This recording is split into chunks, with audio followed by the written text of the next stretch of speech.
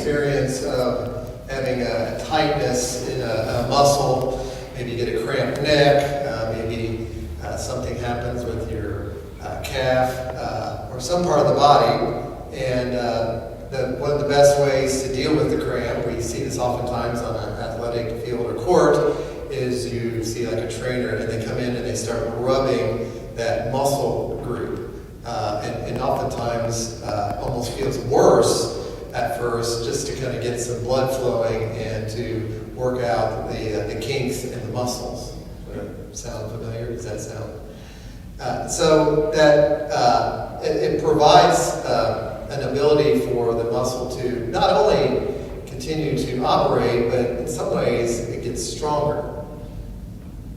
Yesterday, if you were paying attention to the series of readings about Solomon, we heard about his great resistance to God and his leading his kingdom, following God. And so he follows along with his different wives who come from different lands, and they have these different gods, and they start erecting these different shrines of these different gods outside of Jerusalem.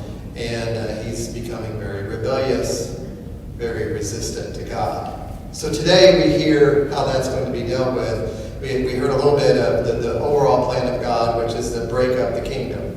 So we see now that the kingdom is going to be entrusted to one of his servants, Jeroboam, and that Ahijah, the prophet, is showing how this is going to happen, this splitting up of the 12 tribes, two that continue in the line of David, and the 10 lost tribes, if you will.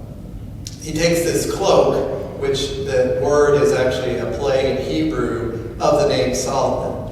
So it's like God is now taking this resistance in the ruling muscle of Solomon and is rubbing it in a way that's breaking it down, first of all. But he's doing so, he's not even eliminating from Solomon or his descendants this rule, but what he's doing is he's leaving some for them and splitting off the rest.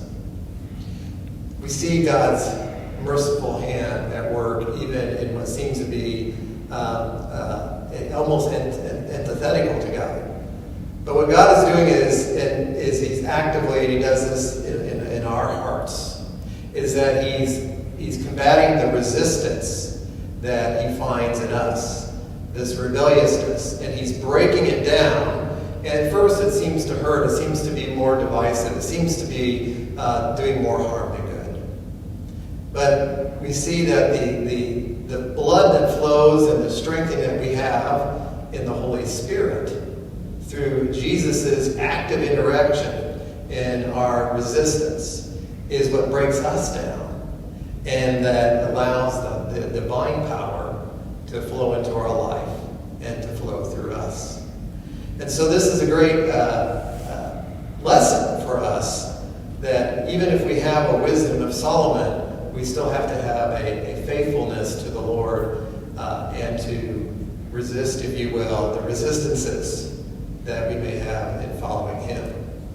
In the Eucharist, particularly as we take in the blood of Christ that can flow through us and we receive his Holy Spirit in a new way, may we allow the Lord to break down all of our resistances and to continue to strengthen us in his Spirit.